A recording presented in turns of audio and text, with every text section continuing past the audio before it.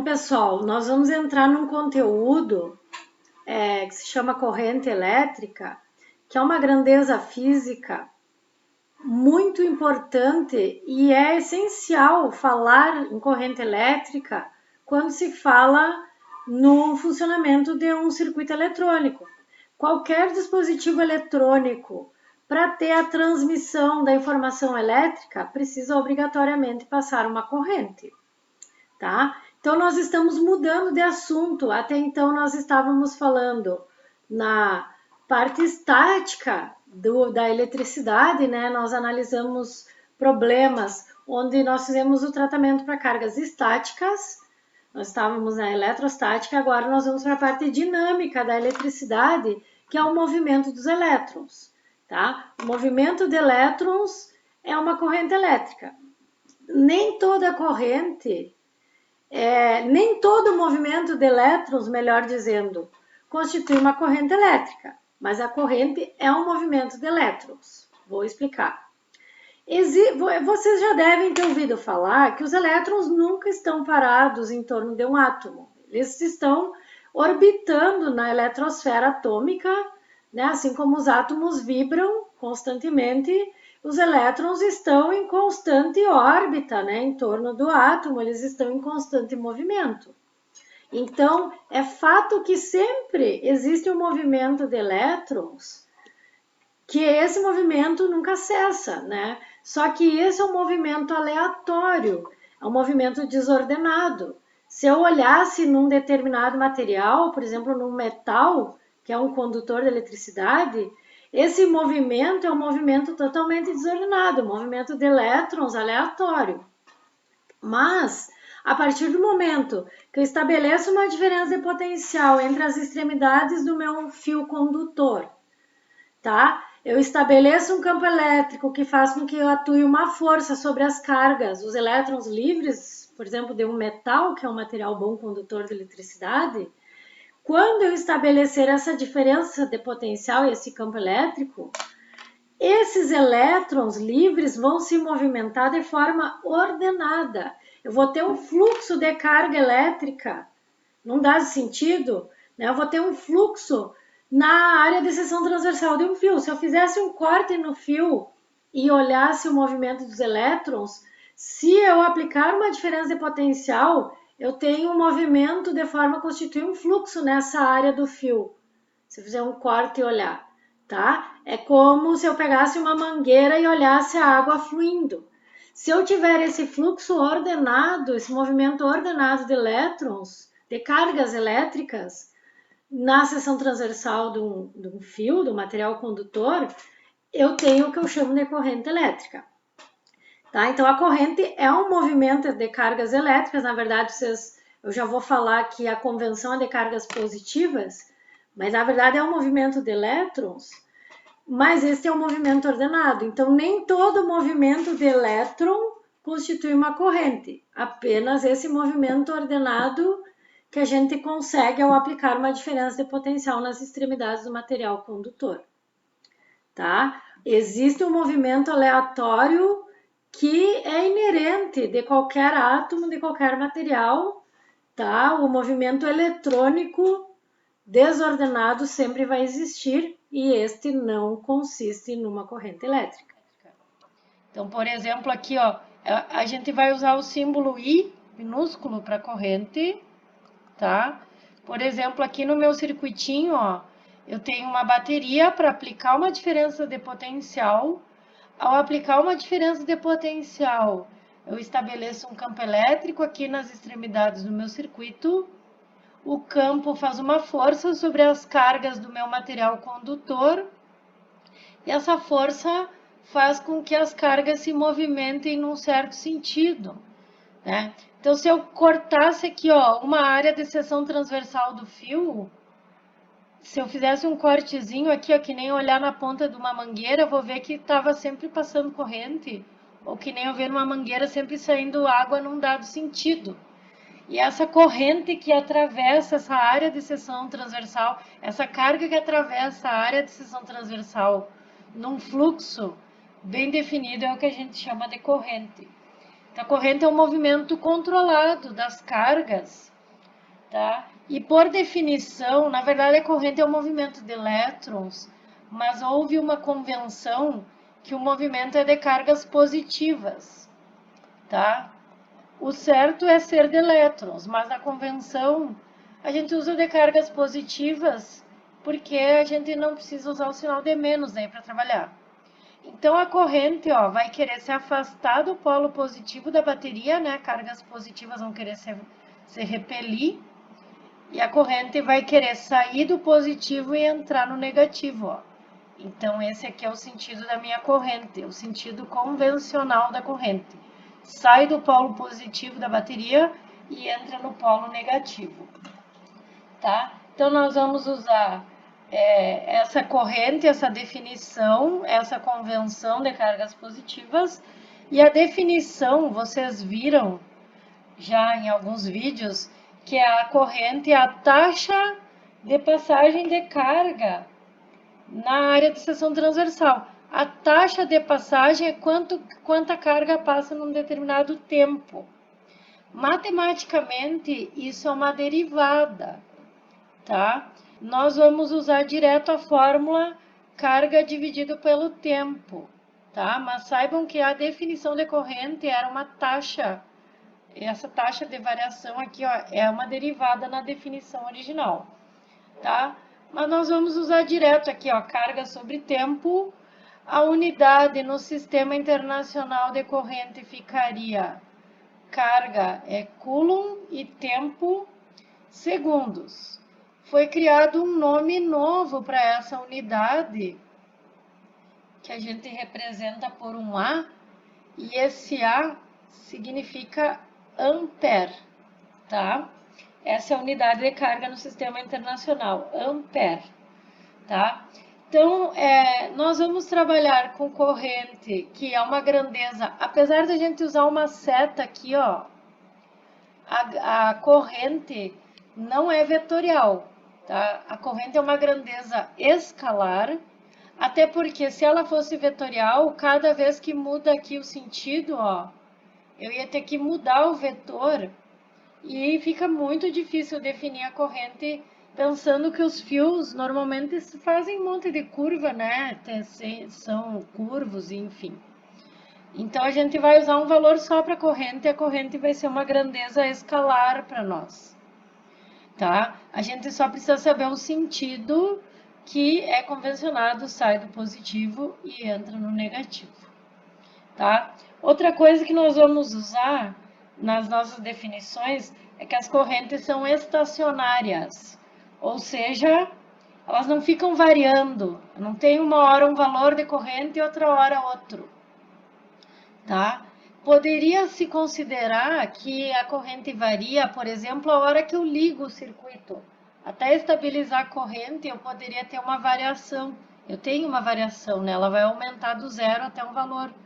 Mas eu não vou considerar esses valores, essas variações, tá? Eu vou considerar um valor fixo. Então, nós vamos dizer que a nossa corrente é estacionária, ela não fica variando com o tempo. Outra coisa, nós temos a corrente contínua e a corrente alternada. A corrente contínua é essa que nós vamos trabalhar aqui, ó, que está sempre num certo sentido. A corrente alternada, até o símbolo dela é um til, se vocês verem equipamentos que tenham esse símbolo. Essa corrente alternada é a corrente da nossa tomada. Ela é a corrente que é fornecida para o uso doméstico. Ora ela está num sentido, ora ela está no outro. Ela está sempre invertendo. Ela tem vantagens para o uso, para o fornecimento de energia. Então, ela é usada devido a algumas vantagens, funcionamento de transformador e equipamentos que funcionam somente para corrente alternada. Tá? Eu tenho menores perdas de energia, então ela tem uma função, mas ela é muito mais difícil de trabalhar. Então, nós vamos começar, né? Nós não vamos ter tempo, na verdade, de chegar na alternada, mas a gente aprende primeiro a contínua, que é mais simples, tá? E aí, se a gente tivesse tempo depois, a gente aprenderia a corrente alternada. Tá? A corrente contínua, baterias, pilhas, fornecem esse tipo de corrente, então a gente tem ela também facilmente, só não é a nossa corrente da tomada. Tá?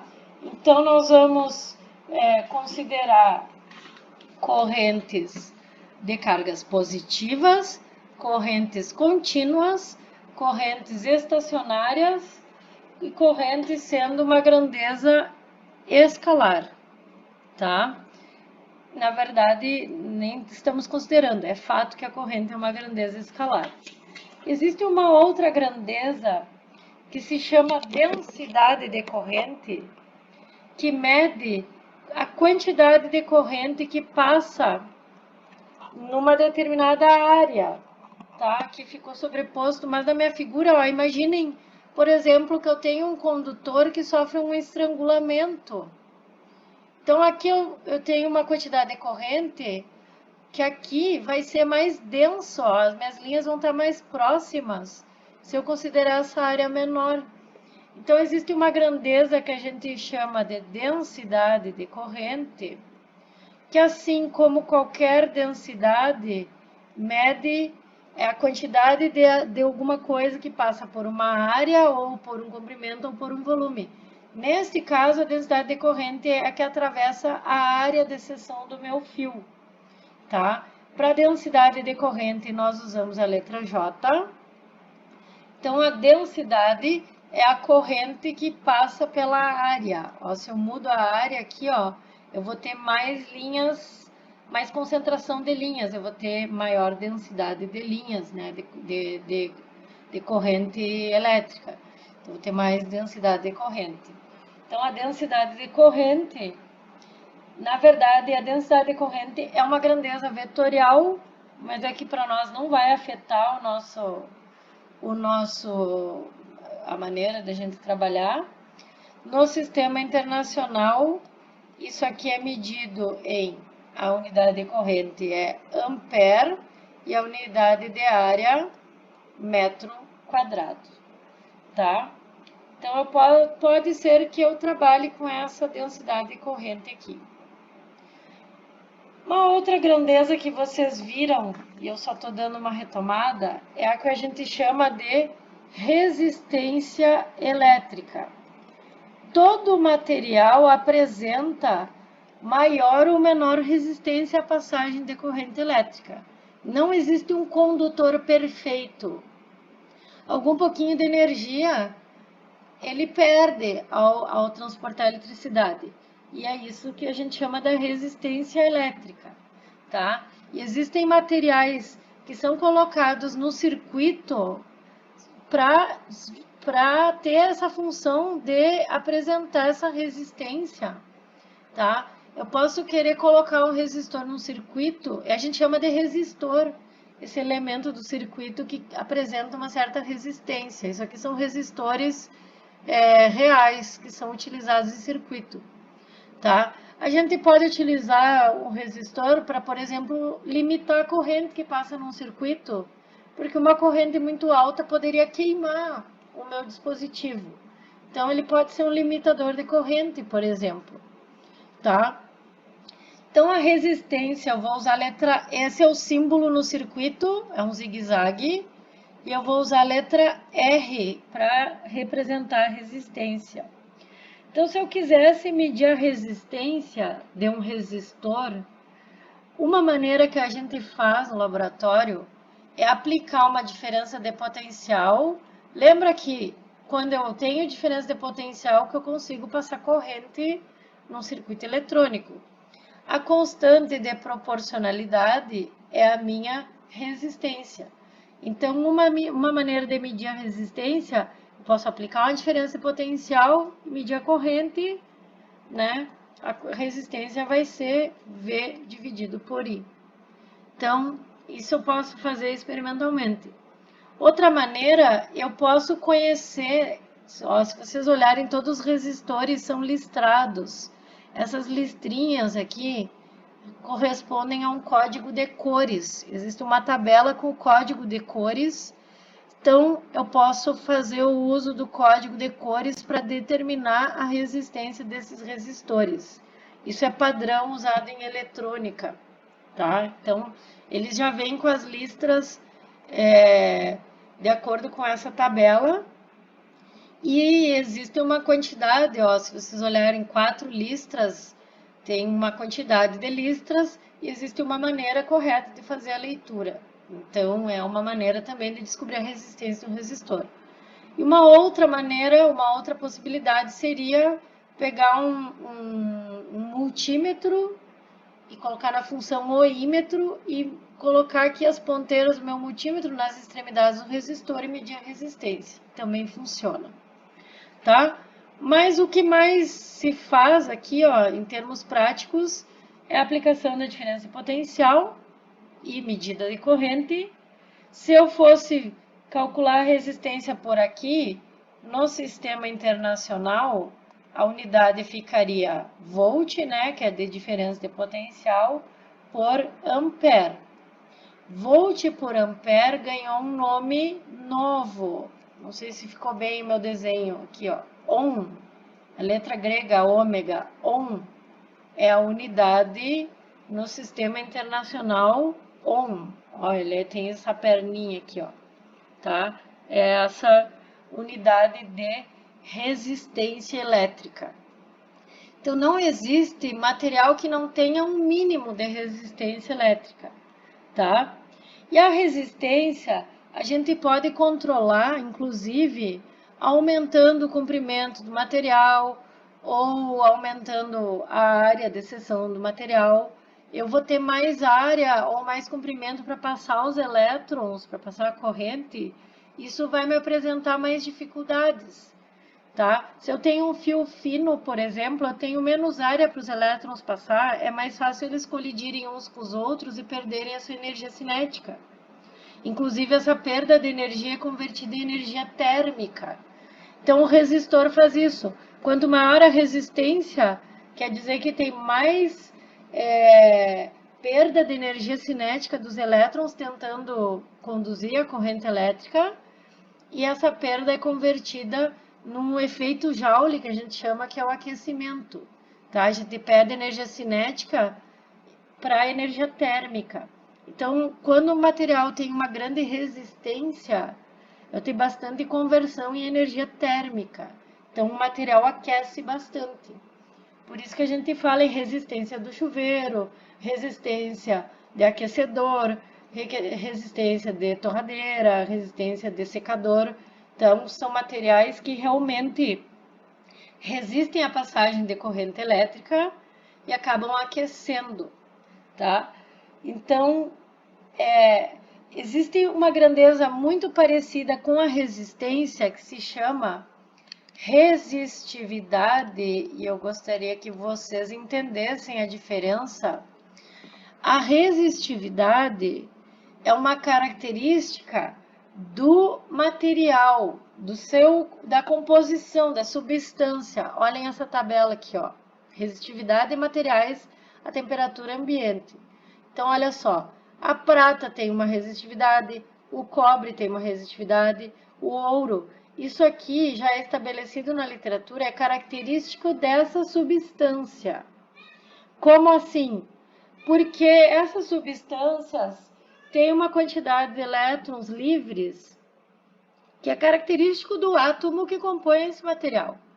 Então, não tem como mudar isso. O ouro tem tantos elétrons livres, a prata e assim por diante. Então, o material por si só vai ter uma maior ou menor facilidade de conduzir a eletricidade, né? E o contrário dessa condutividade é a resistividade. Isso é característico da substância que compõe o meu material, tá? Então, a oposição à passagem de corrente também, resistividade também é oposição à passagem de corrente, só que é característico da substância. A resistência é a característica do material, já considerando o seu comprimento e a sua espessura. Então, se eu mudo um fio para mais comprido, ou mais curto, ou mais espesso, eu consigo controlar a resistência do material. Mas a resistividade Se o fio é feito de cobre, ele tem a sua resistividade, que é característica do cobre, tá?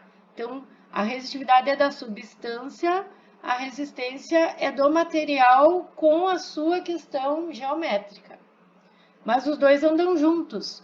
Se quanto maior a resistividade, mais resistência provavelmente meu material vai ter, tá? Eles andam juntos, mas eu ainda consigo mexer na resistência, mexendo em características físicas, né? Como comprimento e diâmetro de fio, por exemplo. A resistividade é um análogo, então ela está para resistência. Eu vou usar a letra Rho para resistividade, e a resistividade tem uma fórmula análoga. A análoga da diferença de potencial é o campo elétrico, e o análogo da corrente é a densidade de corrente. Então, essa é a fórmula da resistividade análoga à fórmula da resistência, tá? No sistema internacional, a unidade de resistividade ficaria 1 vezes metro, 1 metro, tá? Eu não vou abrir isso aqui porque o vídeo vai ficar muito longo, ainda tem mais coisa para falar.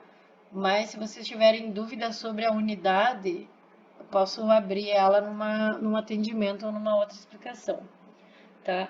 1 metro se chama a unidade de resistividade, 1 vezes metro. Ó, então, ó, todos os valores aqui, ó, vezes 10 na menos 8, 1 vezes metro. Percebam que esse valor está a temperatura ambiente. A resistividade varia com a temperatura e algumas outras propriedades do material, tá? Mas aqui a gente considera esse valor, a temperatura ambiente, em termos de cálculo. Então, vocês vão usar bastante essa tabela aqui, ó, que vai estar também no formulário de vocês, tá? Uma grandeza, então, que alguns engenheiros usam ao invés de resistividade é a condutividade. Um é o contrário do outro. A condutividade é o inverso da resistividade. Quanto maior resistividade, menos condutor é o meu material, e vice-versa, tá? Então, a unidade seria 1 vezes metro na menos 1, é o inverso aqui, ó, que se chama 1 metro recíproco. 1 metro recíproco, tá? Então, a condutividade é o inverso da resistividade. Então, guardem essa informação. A resistividade é uma propriedade da substância, ó, já é definida na literatura. A resistência já é uma característica do meu material. Então, eu espero em algum momento achar alguma relação entre resistência e resistividade. Eles têm que estar relacionados entre si. Então, vamos ver se mexendo aqui nas fórmulas eu consigo achar uma relação entre elas, tá? Então, deixa eu colocar um novo slide aqui. Então, olha só. A minha resistência era V dividido por I. E a minha resistividade era E dividido por J. Então, vamos tentar abrir aqui para ver se eu consigo relacionar essas duas coisas. Quem que é a diferença de potencial num certo material? Lembram que naquela fórmula que a gente usa lá para diferença de potencial do campo uniforme, V era ED? Só que no meu caso de trabalhar com fio, a distância do fio, na verdade, é o próprio comprimento do fio. Então, eu vou trocar aqui, ó. Isso aqui vai dar E vezes L dividido por I. Mas quem que é corrente, se eu quiser relacionar aqui com a densidade de corrente? A densidade de corrente era a corrente pela área. Então, a corrente é a densidade de corrente vezes a área, né? Então, vou trocar aqui, ó. E vezes L, J vezes A. Só que E sobre J é Rho. Então, a minha resistência é Rho L dividido por A. Ó, a resistência é diretamente proporcional à resistividade, eles têm que andar juntos, quanto maior um tem que ser maior o outro. Só que a resistência depende ainda do comprimento do fio L e a área de seção transversal, que em geral é um círculo, né? Se eu pegar e cortar o fio e olhar, é um círculo. Então essa área aqui depende do diâmetro do fio, que a gente chama muitas vezes de calibre, né? Inclusive existe uma tabela de calibre no formulário, que o calibre é um número relacionado ao diâmetro do fio. Quanto maior o calibre, menor é a espessura do fio. Então, ó, se eu mexo aqui, ó, quanto mais grosso meu fio, menor a resistência, mais fácil é passar corrente elétrica. Quanto mais comprido o fio, mais difícil é passar corrente elétrica. Então, eu variando essas propriedades geométricas, eu vario a resistência do meu fio. E aqui eu tenho, então, a relação entre a resistência e a resistividade. Muitas vezes, essa resistividade eu vou ter que pegar naquela tabela ali que eu mostrei no slide anterior para vocês. Tá? Então, pessoal, só para ilustrar aqui uma tabela de calibres, isso aqui é uma convenção norte-americana de calibres de fios, eu tirei essa tabela do Bauer, e então são valores padrão, tá? Aqui o AWG são os calibres, tem esses que são cheios de zeros, depois começa uma numeração crescente aqui, ó, até o 40 nessa tabela, tá? Esse AWG então são os calibres. Nessa tabela tem o diâmetro em polegadas, que é esse IN, que é uma unidade bastante usada pelos norte-americanos, os brasileiros não usam muito. E existe um fator de conversão de polegadas para metro. Mas a tabela também nos dá o diâmetro em milímetro, né? Muitas vezes nós conhecemos a espessura dos fios em milímetro. E a gente sabe converter milímetro para metro, né? 1 metro tem 1000 milímetros. Então, para nós brasileiros, né, trabalharmos, seria mais interessante pegar esse diâmetro em milímetros. Esses números aqui que estão com ponto, vamos lembrar que a tabela está em inglês, né? Isso aqui é 14,733 milímetros e assim por diante. Tá? Tudo que tiver ponto, na verdade, é vírgula, né, na numeração em português. A tabela, então, além de ter dado diâmetro em polegada e em milímetro, ainda já deu a área em milímetros quadrados, né? Precisaria ser convertida para metros quadrados se for trabalhado no sistema internacional. Mas eu não precisava ter essa área, né? Porque se eu conheço o milímetro, se eu conheço o diâmetro, desculpa, eu conheço o raio, e eu sei que a área de seção transversal de um fio é um círculo, e a área seria πr ao quadrado. Se eu conheço o diâmetro, conheço o raio, você calcula a área, né? Mas o problema o Bauer, né, no caso, que forneceu essa tabela, já facilitou e nos deu a área também, tá? Mas o diâmetro correspondente ao calibre é suficiente para eu saber, né, a área, a espessura do fio, e esses valores, então, são valores padronizados e vocês eventualmente vão precisar recorrer a essa tabela aqui. Poderão encontrar outras tabelas na literatura, né, para esses valores, então, dos calibres dos fios. Percebam que quanto maior o calibre, vai diminuindo o diâmetro, vai diminuindo a área.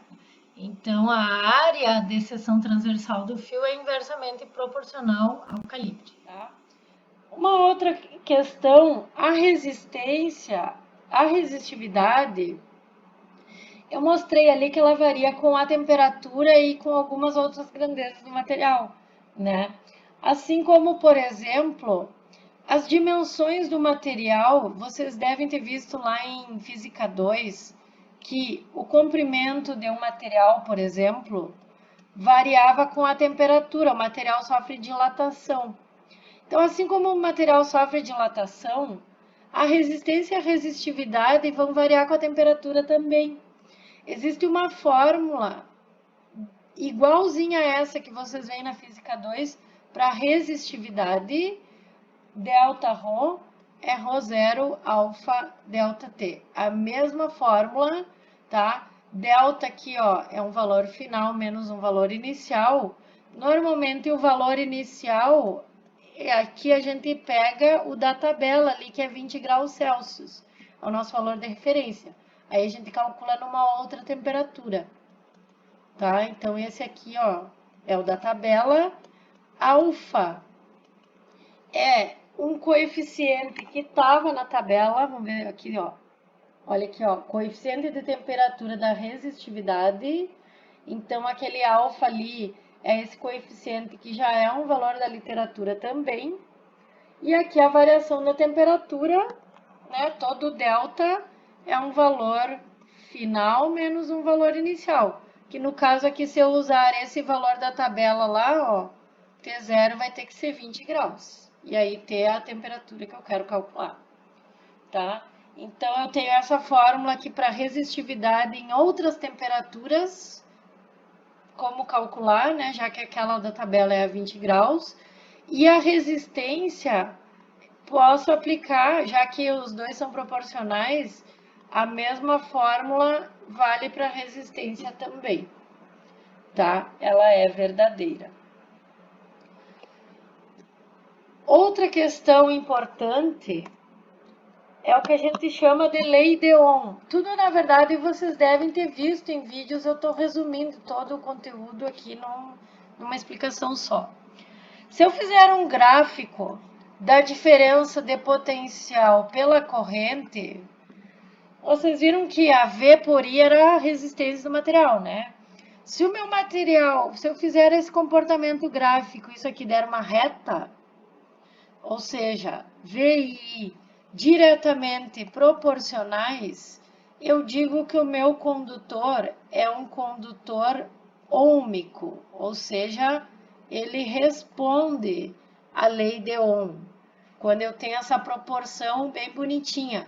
Se esse gráfico desse um outro comportamento que não fosse linear aqui, eu diria que ele é um condutor, o material é um condutor não ôhmico.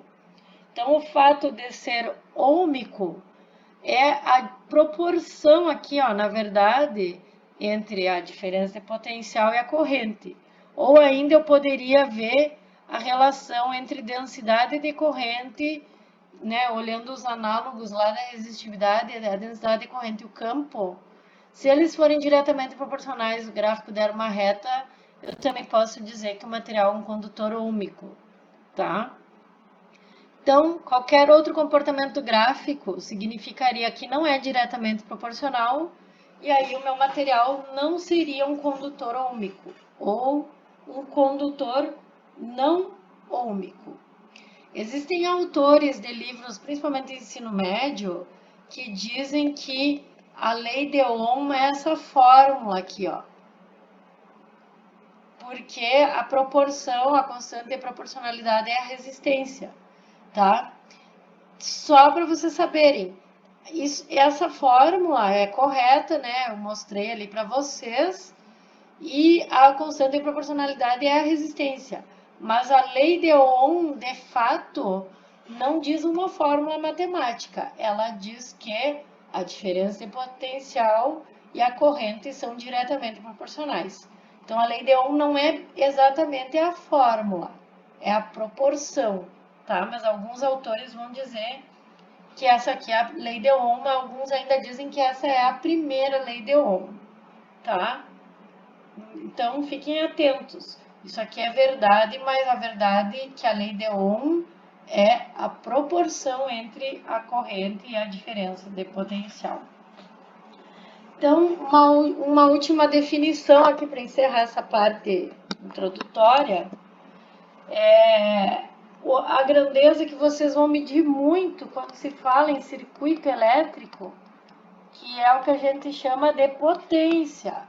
A gente tem a potência de fornecimento de energia, né, que é quanta energia eu vou conseguir fornecer num dado tempo para o meu circuito executar um certo trabalho.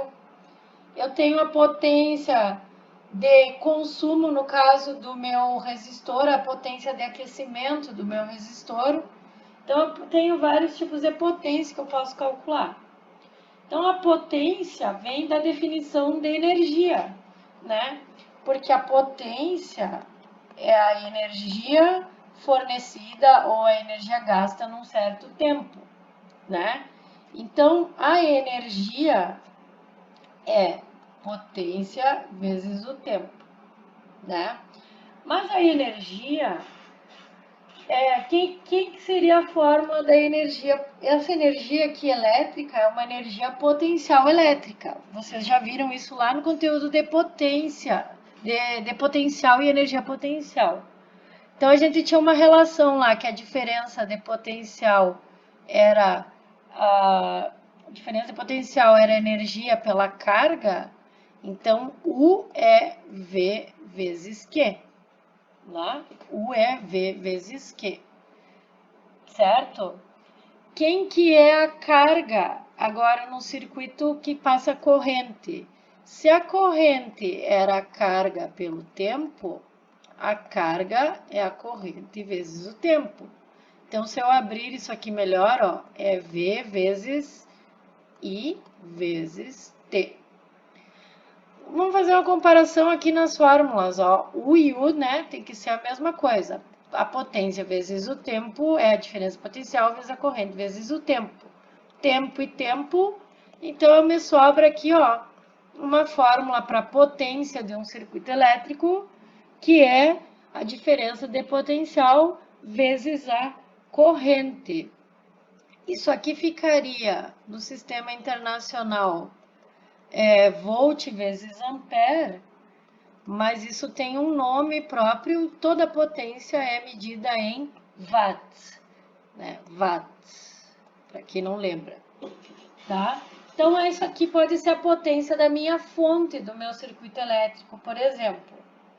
Mas eu posso ter características do resistor, querer calcular a potência do resistor. Então, por exemplo, lembra que a minha fórmula do resistor ali, que alguns dizem que é a lei de Ohm, V é igual a R vezes I? Então, eu posso trocar aqui, ó, na potência, em vez de V, eu vou colocar R vezes I e ainda tenho vezes I. Então, eu tenho uma outra fórmula de potência aqui, ó. A potência de um resistor é I ao quadrado R, ou R vezes I ao quadrado.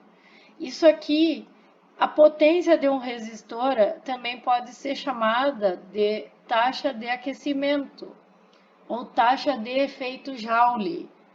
Tudo é sinônimo, tá? É a potência e é quanta energia o meu resistor dissipa por unidade de tempo. Então, eu poderia também, ao invés de ter trocado V aqui, ter trocado o I. O I era V dividido por R. Então, a minha potência, usando aqui, ó, ficaria V no lugar do I, V sobre R. Então, uma outra fórmula de potência ficaria V ao quadrado sobre R. Qual fórmula vai usar? Depende dos dados que vocês vão ter, tá? Mas todas as fórmulas são verdadeiras e saibam que se um problema pergunta taxa de aquecimento, taxa de dissipação de energia ou taxa de efeito Joule, isso é a potência de um resistor.